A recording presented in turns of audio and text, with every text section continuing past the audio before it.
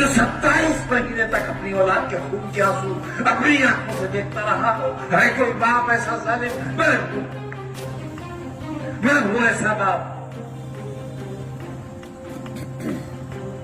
किसके लिए बच्चे का मुस्तकबिल खो दिया? किसके लिए?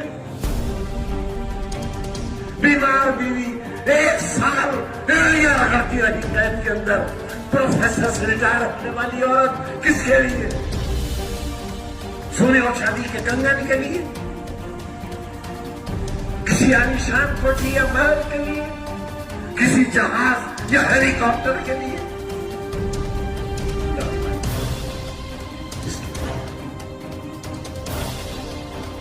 पार्लियामेंट का चुनाव आया और आपने आसिफ रजा को हरा दिया। शर्म नहीं आई आपको?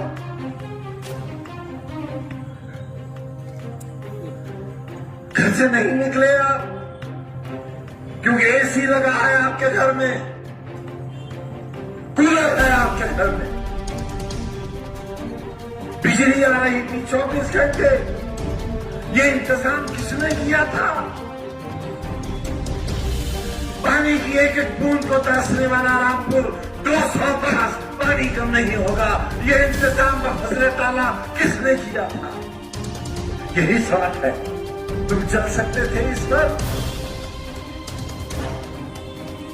ये तैयारियां तुम्हारे कल की किसने की थी? तारामंडल, गांधी समाधि, शानदार सड़कें। पार्लियामेंट की शक्ल की नगर पालिका क्यों बनाई थी? इसलिए कि तुम्हारी जिंदगियों में खुशनुमाई नहीं थी, खुशियां नहीं थी, सजावट नहीं थी। तुम एक अंधेरे का शिकार थे। तुम एक ऐसी रियासत में रहते थे जिसका मालिक तुम्हें गधे का बच्चा कहता था। तुम्हारे अजदाद को गधे का बच्चा कहता था और जो गधे का बच्चा कहलाता था वो अपने घर जाकर कहता था आज सरकार ने हमें गधे का बच्चा कहा है। मैं तुम्हें इंसान बनाना चाहता हूं। मैं तुम्हें बेहतरीन शहरी बनाना चाहता था। मैं तुम्हें हिंदुस्तान का सबसे अच्छा शहरी बनाना चाहता था। मैं तुम्हारे बच्चों को कलेक्टर और एसपी की कुर्सी पर बैठाना चाहता था। तुम्हारे दिल और दिमाग का इलाज करने वाला डॉक्टर बनाना चाहता था। ये था मेरा प्रोग्राम।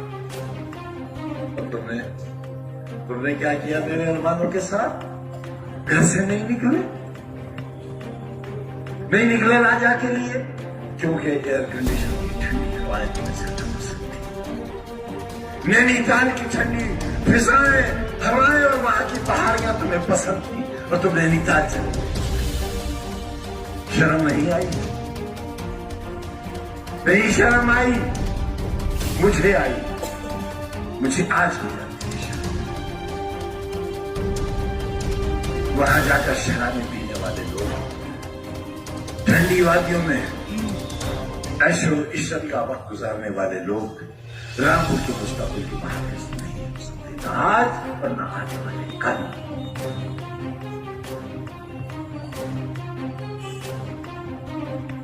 फिर एक मौका है मुझे जलील करने का, फिर एक मौका है।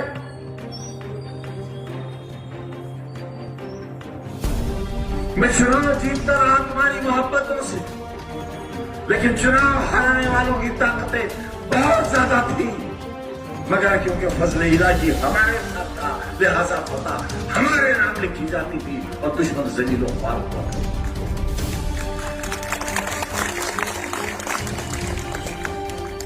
चुनाव के दिन क्या होता था?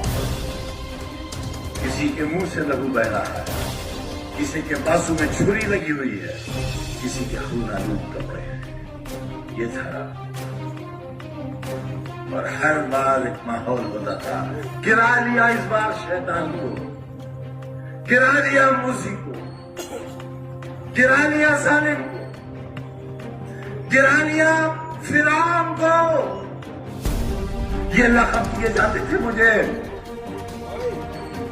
मैं तुम्हारी बस्ती का फिरौन। क्या कर रहा हूं? लेकिन तुम्हारे ही बुजुर्गों ने, टेक्सटाइल के मजदूरों ने, रिक्शा चलाने वालों ने और पीढ़ी के मजदूरों ने मेरे आंसुओं को अपनी हथेलियों में लेकर अपने होठों से चूस लिया था। इसलिए मैं तुम्हारी नुमाइंदगी करता रहा था। कोई खुशहाल, कोई नामवर शख्स मेरे साथ नहीं था, कोई पक्के मकान वाला मेरे साथ नहीं था, कोई मोटर वाला मेरे साथ नहीं था, कोई सफेद पोश मेरे साथ नहीं था। आज ये जो कुछ नजर आ रहा है, ये मेरी 50 साल की मेहनत का नतीजा है, मेरी 50 बरस की।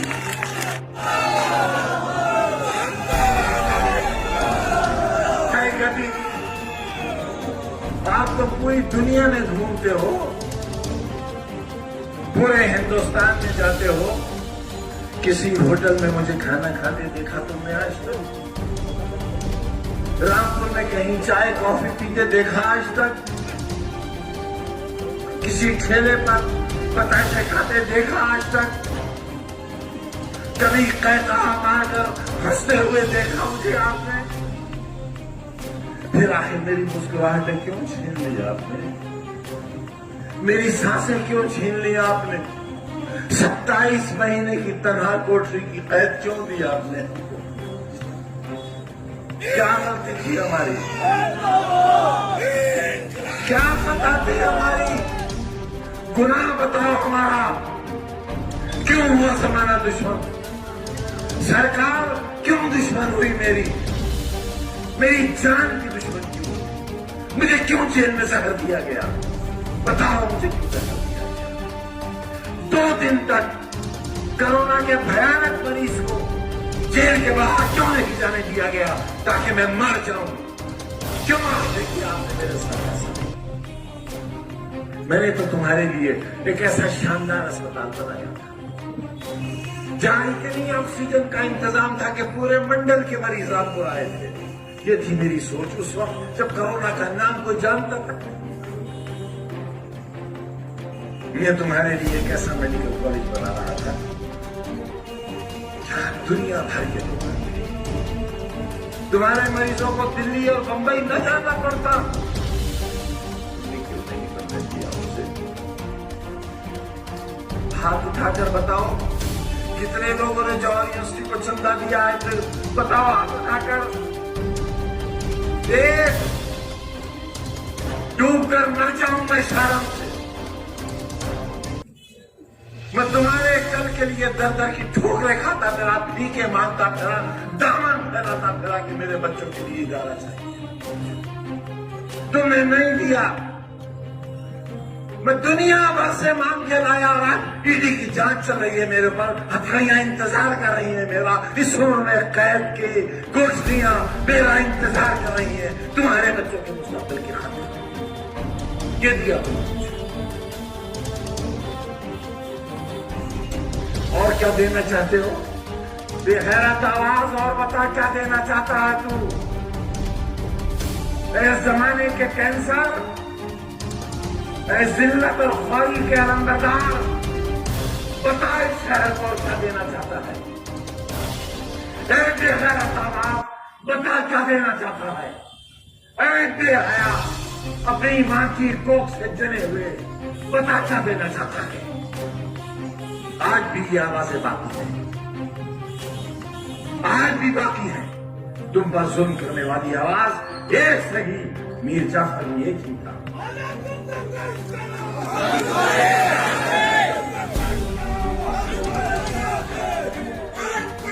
मेरी मौत चाहते हो? मेरी मौत चाहते हो? मारो मुझे, मार दो गोली यहां मुझे। खुदा की कसम वो मौत मेरी जिंदगी की तकलीफों से सस्ती होती और अच्छी होती। मेरे पूरे घर को मार दो। तुम्हें मालूम है जुल्म के कितने पहाड़ सह रहे हैं हम?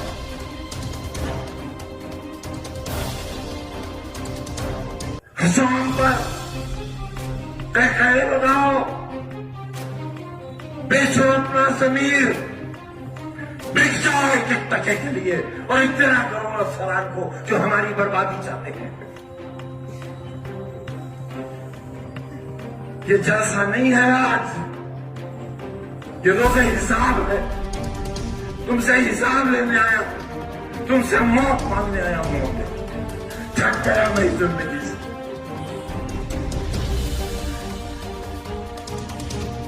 अजरखा जेल में बंद है, उनके एरिया के आंसू नहीं देखे जाते।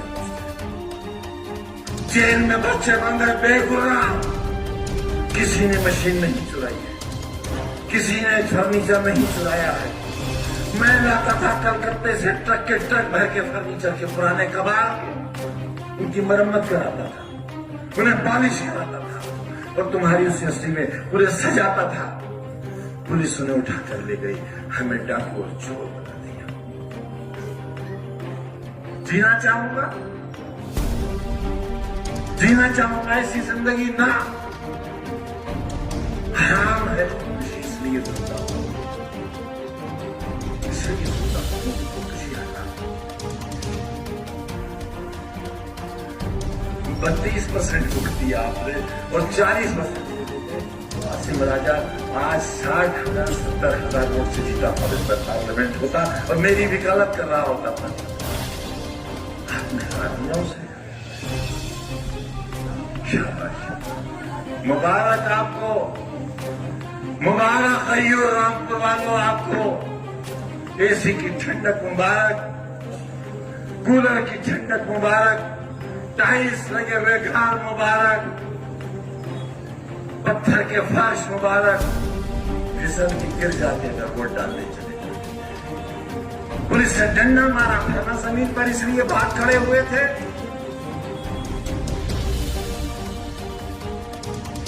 अगर एक जिस्म पर भी लग जाता और तो नहीं जाते।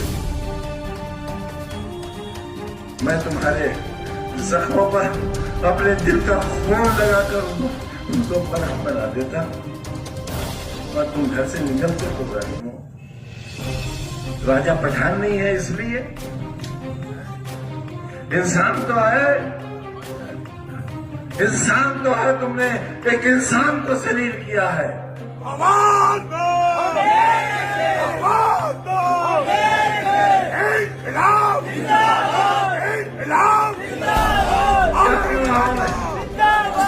क्या माहौल है शहर का? दहशत, खौफ,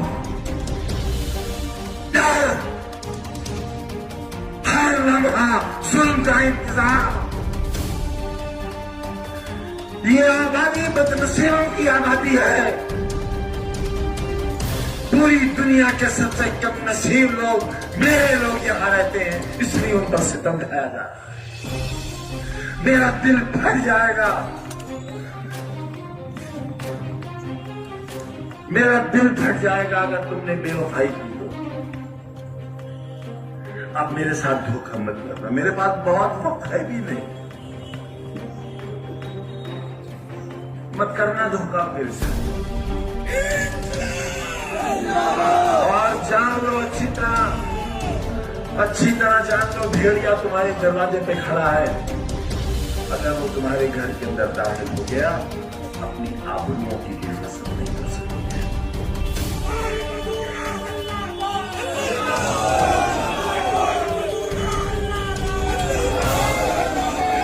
कुछ मत सोचना मेरे लिए, कुछ मत सोचना मेरे बारे में बहनों, कुछ मत सोचना।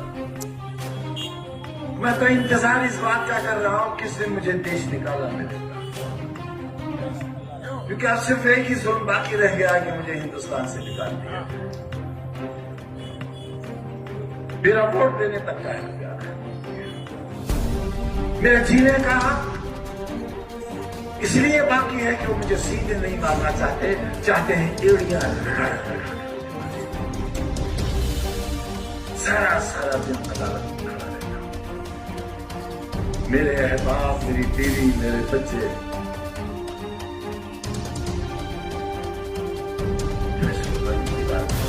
कौन सी जेल में निकाला जाना है,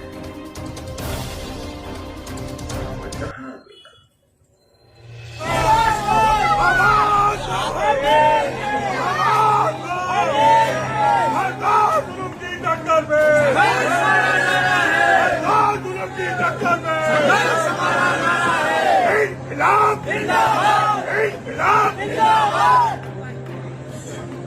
स्टेज पर सभी मुअज़्ज़ज़ साहिबान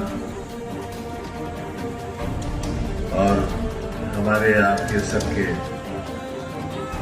मुश्तरक उम्मीदवार आसिफ राजा साहब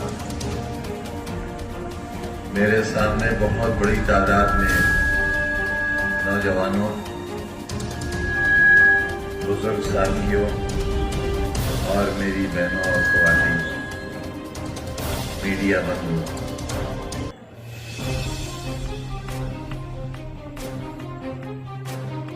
मैं आज बिल्कुल जीरो की हैसियत में आपके सामने खड़ा हूं।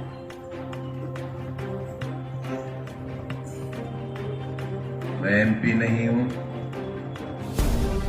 गुजरे हुए कल का वजीर नहीं हूं, एमएलए नहीं हूं और यहां तक कि मुझे वोट देने का हक भी नहीं है।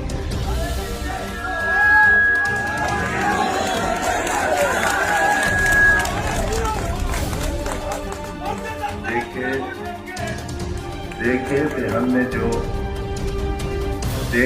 हमने जो वो हसीन ख्वाब क्या हुए, वो वादा अतलसों का क्या हुए। हमसे तो बहुत वादे किए थे बापू आपने, मुल्क को आजाद कराने वालों बहुत वादे किए थे और हमारे उलमा ने फांसी के फंदे चूमे थे। उनकी कुर्बानियां इतनी थी कि गड्ढे पट गए थे और टीले बन गए थे उनकी लाशों से। उनकी हवेलियों के दरवाजे उनकी लाशों से सजा दिए गए थे। एक मीर जाफर ने किले का दरवाजा खोल दिया था और वक्त का टीपू सुल्तान अपने तमाम साथियों के साथ शहीद हो गया था। ये वो दिन था जब अंग्रेज हिंदुस्तान में दाखिल हुआ था। तारीख फिर अपने आप को दोहराती है।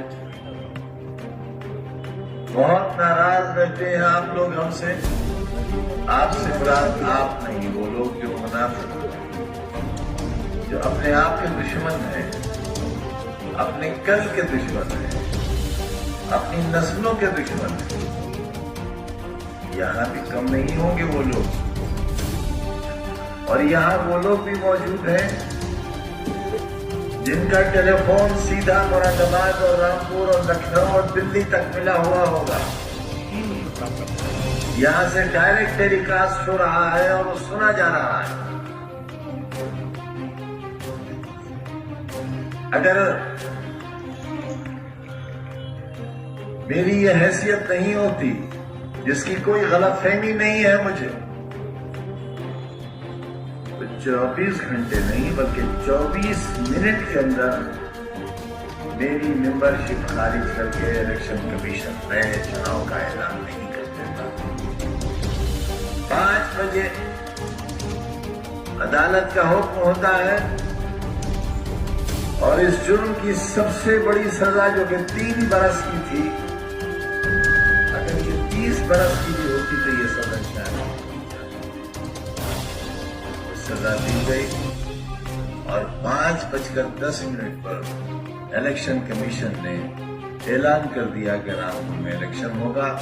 और रातों रात उत्तर प्रदेश विधानसभा के स्पीकर ने विधानसभा 37 नहीं बल्कि हड़बड़ाहट में विधानसभा 38 की सीट को वैकेंट डिक्लेयर कर, और अगले दिन चुनाव की तैयारियां शुरू। इतनी कि आप हिफाजत करोगे, मुहाफिज बनोगे। मुझे तो सजा मिल गई, बचोगे आप। और याद रखना, मेरी सजा तो कब्र में मेरे साथ चली जाएगी, मगर तुम्हारे गुनाह की सजा कई नस्लें, आखिरत में जवाब नहीं दे पाओगे। मैं जब एम्बुलेंस से अपनी जिंदगी और मौत की सांसें गिन रहा था और सीतापुर जेल से मुझे निकाला गया था ये सोच करके मैं जेल के अंदर न मर जाऊं, सीतापुर की सरहदों के पार जाऊं। उस वक्त ये कलम मेरी जेब में लगा हुआ था। ये अपने लिए नहीं, तुम्हारे बच्चों, मैं तो पढ़ चुका, मेरे गुनाह की कितनी सजा दोगे आप? मैं एमपी नहीं रहा इसलिए कि मैंने ये सोचा था कि हुकूमत आ जाएगी और मैं उस अंधेरे को एक बार फिर उजाले में तब्दील करने की मौला के करम से कोशिश करूंगा जो बन गया। उम्मीद थी कि सरकार बनेगी, यकीन था सरकार बनेगी, न उम्मीद पूरी हुई न यकीन पूरा हुआ, सरकार नहीं बन सकी।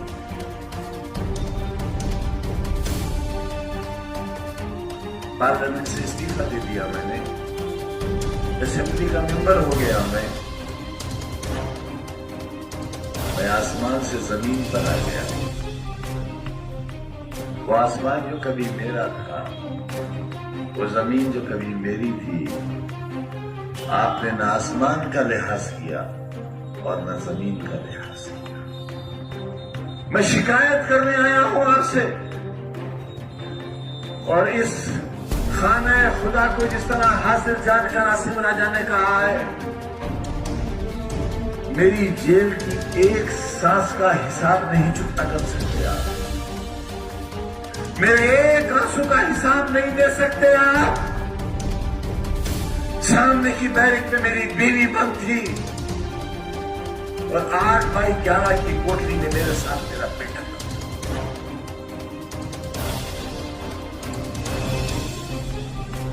क्यों आखिर क्या गुनाह है मेरा? एक वोट की तो मांगता हूं, और वोट भी नहीं मांगा, कभी नहीं मांगा आपसे, कभी नहीं कहा मुझे वोट दो, हमेशा कहा मेरा साथ दो।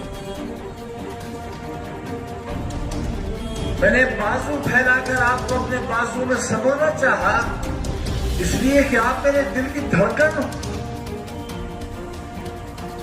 मेरा ख्वाब हो।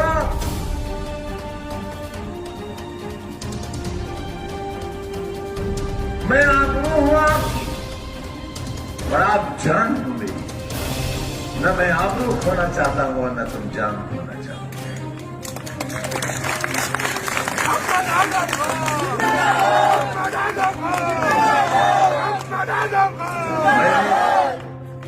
बड़ी मेहनत से तुम्हें पार्लियामेंट की सीट जीत कर दी थी। किससे जीती थी मैंने? हिंदुस्तान की एक बहुत मशहूर फिल्म अदाकारा से, जिनका बहुत ग्लैमर था। दो बार की सांसद रही हुई, उत्तर प्रदेश में भाजपा की सरकार, केंद्र में भाजपा की सरकार, इसके बावजूद आजादी के एक लंबे सफर में 1947 के बाद आपकी झोली में लाकर डाल दी थी ये सीट, तकरीबन 1.5 लाख वोटों से जीतकर। और उस वक्त जबकि 1.5 लाख वोटों की बेईमानी भी हुई, मगर आपने उसकी कदर नहीं की, ठोकर से मार दिया आपने उसे।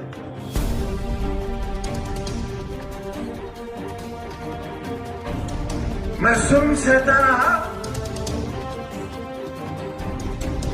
मेरा पूरा खानदान, ये खानदान ही तो है मेरा, आज भी जेलों के अंदर है। मैं तन्हा कोठरी में अंधेरी रातों में तुम्हारे कल की याद करके रोता रहा, प्लास्टिक के मग में डाल के पानी से सड़े हुए गेहूं की रोटी खाता रहा।